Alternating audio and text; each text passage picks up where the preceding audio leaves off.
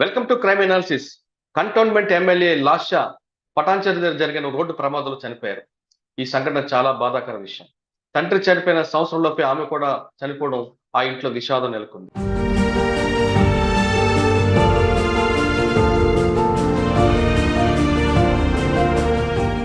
అయితే ఈ ప్రమాదానికి ప్రధాన కారణం ఏంటి?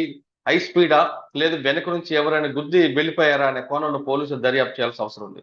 అసలు ప్రమాదానికి స్థానికులు చెప్తున్న ప్రకారం తెల్లవారుజామున జరిగింది. ఆమె ఇంటి నుంచి డ్రైవర్ తో బయలుదేరారు. సదాశివపేట వెళ్తున్న సమయంలో ఓఆర్ఆర్ పటాన్చెరు దగ్గరికి వచ్చేసరికి ఈ ప్రమాదం జరిగింది.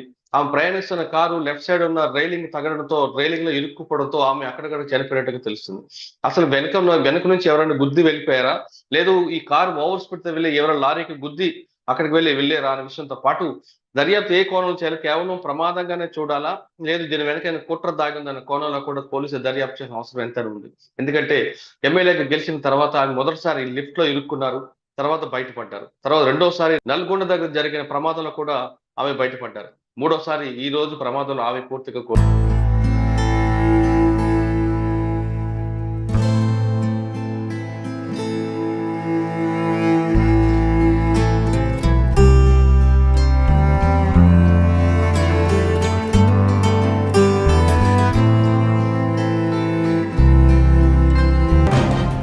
దీని వెనక పోలీసుల దర్యాప్తు ఏ కోణంలో దర్యాప్తు చేయాలనే విషయంపై మనతో మాట్లాడడానికి రిటైర్డ్ పోలీస్ ఆఫీసర్ డాక్టర్ సర్వేశ్వర రెడ్డి గారు ప్రస్తుతం ఫోన్ లైన్ అందుబాటులో ఉన్నారు. ఆయన అడిగి పూర్తి వివరాలు తెలుసుకుందాం.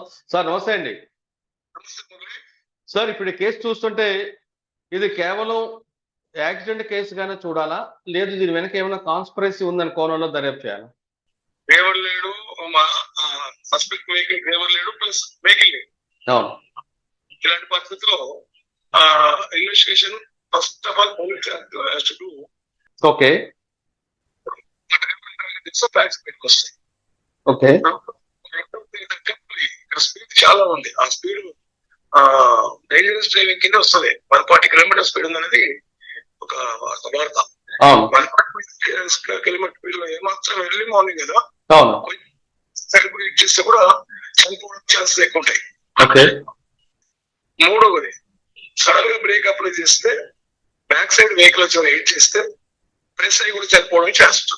ఓకే, కానీ వెహికల్ చూస్తుంటే బ్యాక్ సైడ్ ఎక్కడ డ్యామేజ్ లేదని, ఫ్రంట్ సైడ్ ఎక్కువ డ్యామేజ్ కనిపిస్తుంది.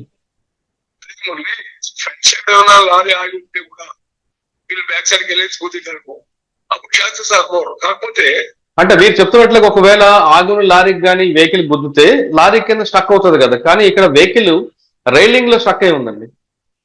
రైలింగ్ స్టక్ అయి ఆగున్న వెహికల్ గుద్దినా కూడా ఒకసారి కిందికి వెళ్తుంది. లేదంటే టైమ్ ఆఫ్ ఇన్సిడెంట్ బట్టి లారీ సప్రెస్ ఎంత వరకు ప్రెస్ చేసింది అని దాన్ని బట్టి స్పీడ్ ని క్యాలిక్యులేట్ చేసుకుంటే కూడా తెలియదు. అంటే మీరు అన్నట్లుగా వెనక నుంచి వెహికల్ డాష్ ఇస్తే ఆ స్పీడ్ ని కంట్రోల్ చేయలేక రన్నింగ్ లో వెహికల్ కూడా గుద్ది లెఫ్ట్ సైడ్ రైలింగ్ వెళ్ళిపోవచ్చు కదా. అదొక ఛాన్స్ ఉంది. తర్వాత సడన్ గా సడన్ గా ఆటోమోస్ కొంచెం కట్టుకొట్టకపోతే కూడా స్టీరింగ్ స్టక్ అయ్యి రైడ్ కూర్చోవడం పోయి కూడవచ్చు. ఓకే,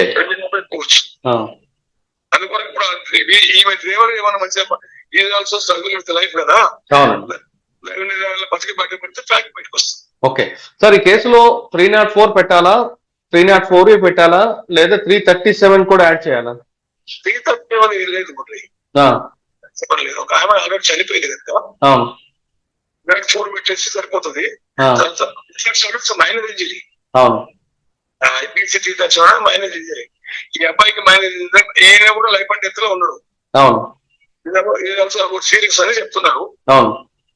304 పెట్టడం కరెక్ట్. అంటే ఒకవేళ దీని వల్ల రుణదిగుడు యాక్షన్ పెట్టడానికి క్లోజ్ చేస్తారు కేసు. డ్రైవర్ వీళ్ళ డ్రైవర్ మిస్టేక్ ఉంటుంది. ఓకే, డ్రైవర్ ఎవరితో ఎమ్మెల్యే గారు డ్రైవర్ ఆయన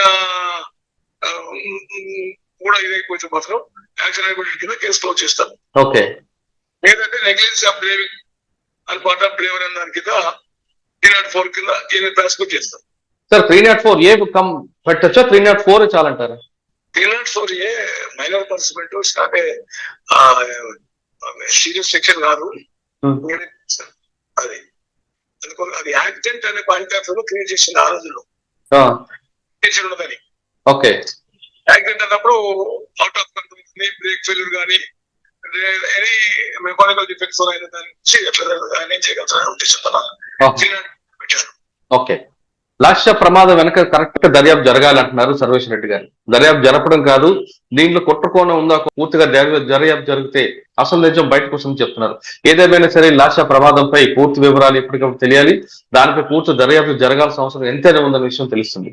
లాస్య ప్రమాదంపై ఈ విశ్లేషణ సర్వేశ్వర రెడ్డి గారు ఇంటర్వ్యూ వచ్చే విషయంలో మళ్ళీ కలుద్దాం. అంతవరకు నమస్తే. Thank you sir. Thank you Sarveswara Reddy గారు.